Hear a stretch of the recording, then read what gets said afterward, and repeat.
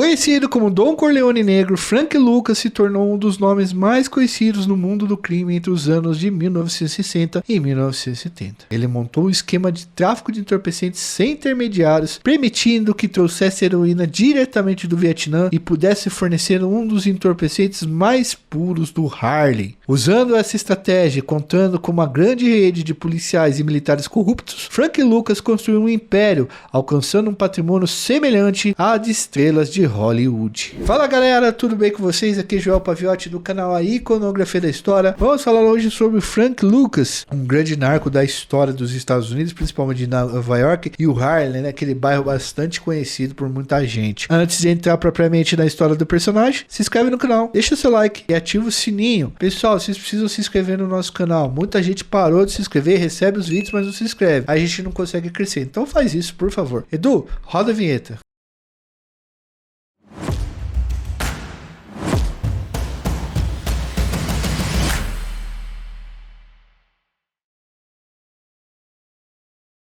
Galera, o Frank Lucas nasceu em La Grande, nos Estados Unidos, em 1930, mas foi criado na Carolina do Norte. A sua história no mundo do crime, rapaziada, começou muito cedo, ainda quando o Frank era criança. Quando ele era criança, ele assaltava homens bêbados que ele encontrava pelas ruas. Aos 15 anos de idade, pessoal, Frank Lucas roubou $400 de um homem, agrediu ele e teve que fugir para Nova York para não ser encarcerado. A partir daí, a sua vida no mundo do crime tomava um caminho sem volta. Ele passou a viver no Harlem e a traficar entorpecentes. Algum tempo depois, passou a realizar assaltos à mão armada. E foi nesse contexto, pessoal, que ele começou a trabalhar como motorista e guarda-costas de um cara chamado Ellsworth Bump Johnson, tá? O Bump é apelido que a gente vai chamar o Johnson aqui agora. Bump era um dos mais conhecidos gangsters afro-americanos do Harlem e o mais respeitado também. O Harlem vocês conhecem, né, pessoal? É um bairro cuja maioria dos habitantes são negros, tem uma grande história ali com o jazz, com o movimento pelos direitos civis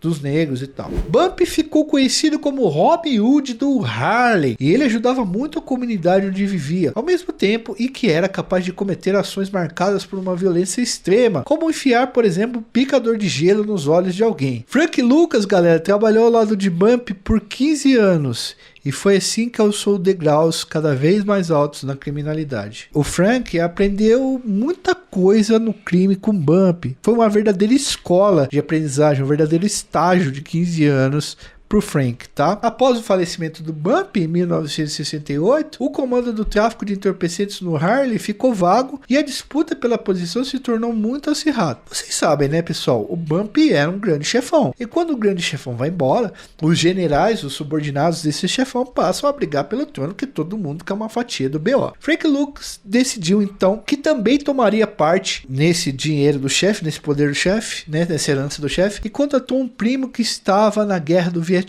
para que esse primo fizesse contato com o fabricante de heroína. A papoula era muito popular naquela região do Laos e Vietnã. Além disso, durante a Segunda Guerra, a papoula foi muito cobiçada porque ela era usada para fazer morfina, que era o remédio que os soldados usavam para anestesiar a dor. A partir daí, com a ajuda de um membro do exército dos Estados Unidos, Frank Lucas começou a comercializar a heroína pura e a mais pura já vista na região do Harlem. A heroína é um produto feito da papoula e é extremamente viciante, causa adicção muito rapidamente. Dizem que o Frank Lucas chegou a transportar a droga nos caixões dos soldados que perderam a vida durante o conflito do Vietnã. Mas essa história não foi confirmada pelas fontes que a gente procurou aqui, tá? Embora existam relatos dizendo que o transporte de entorpecente era feito em fundos falsos de caixões, os biógrafos de Frank Lucas afirmam que nunca encontraram evidências de que isso realmente tenha acontecido de verdade, tá bom? E foi assim que nos anos 60 e nos anos 70 do século 20, Frank Lucas passou a ser conhecido como um dos maiores comerciantes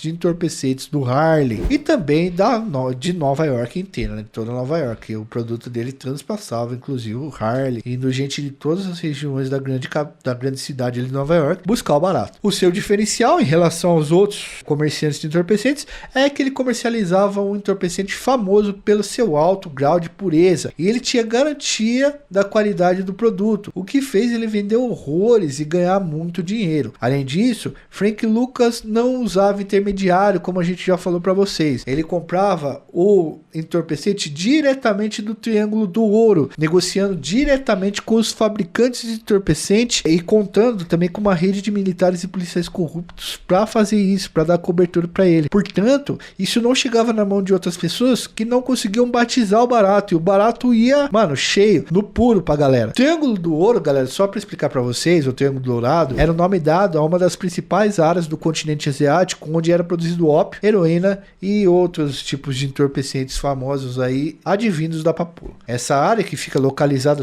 no sudeste asiático, é cercada por montanhas de Mianmar, Vietnã, Laos e da Tailândia. Até o início do século XXI, era uma das maiores fornecedoras da heroína pro mundo. Não é à toa que nesses lugares aí, muitos desses lugares, a pena para quem trafica ali é a execução.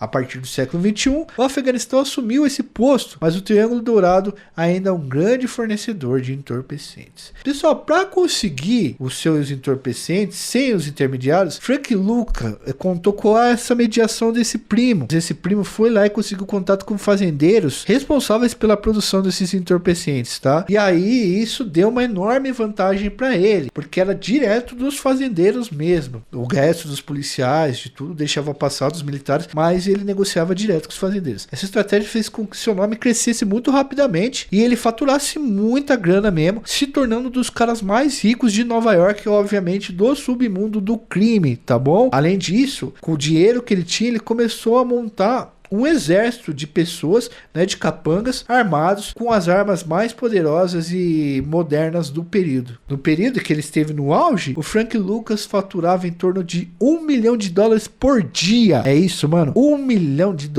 ao dia, tá? Então ele teve muito dinheiro para subornar policiais, para mandar executar os outros. Ele também pagava $200 mil por semana só pro pessoal que fazia essa logística de trazer a parada de lá do Vietnã, daquela região do Triângulo Dourado, até os Estados Unidos. Então esse $1 milhão que ele ganhava por dia, depois ele convertia na semana 200 mil para pagar os caras e, mano, ele lucrava muito dinheiro, tá? Ele construiu um patrimônio enorme, sendo proprietário de edifícios em Detroit, apartamentos em Nova York, Miami, Los Angeles, Porto Rico, além de ter $52 milhões nas contas nas Ilhas Caimã e $300 milhões de pó armazenado em galpões. Veja, armazenado em galpões, 300 milhões, muito dinheiro. Em 1975, Frank Lucas teve a sua casa invadida pela polícia. Os policiais encontraram mais de $500 mil em dinheiro dentro da sua residência, tá? O Frank Lucas, galera, então, quando os policiais invadiram, foi preso e condenado a 70 anos de prisão. Mas ele colaborou com as autoridades em diferentes casos e acabou conquistando a sua liberdade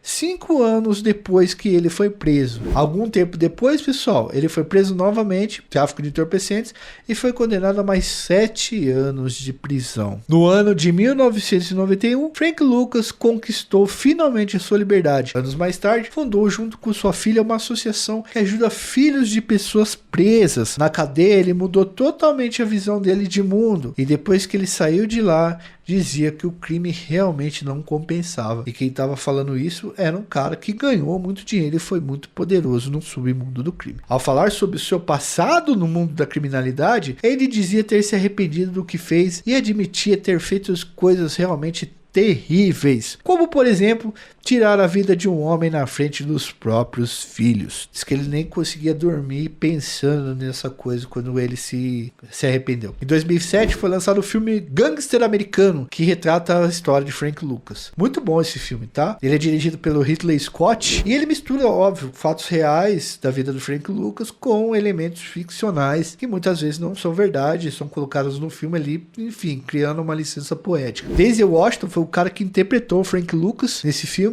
e chegou a receber conselho do ex-traficante a respeito do modo como deveria segurar a arma ou se locomover ou falar. Frank Lucas, pessoal, faleceu em 2019 aos 88 anos de idade. A causa do falecimento dele nunca foi divulgada pela família e nem no hospital que ele ficou divulgou o que havia ocorrido e a causa do óbito dele. Pessoal, espero que vocês tenham gostado desse vídeo, tá? Antes de ir embora, deixa o seu like, se inscreve no canal, ativa o sininho. O like é o pagamento vital do YouTube. Sem ele, a gente não é nada aqui, a gente não cresce, a gente não faz dinheiro, a gente não consegue continuar. E se possível, vira membro do nosso canal apenas por R$ 4,99 por mês e vocês ajudam muito a gente a produzir. Falou!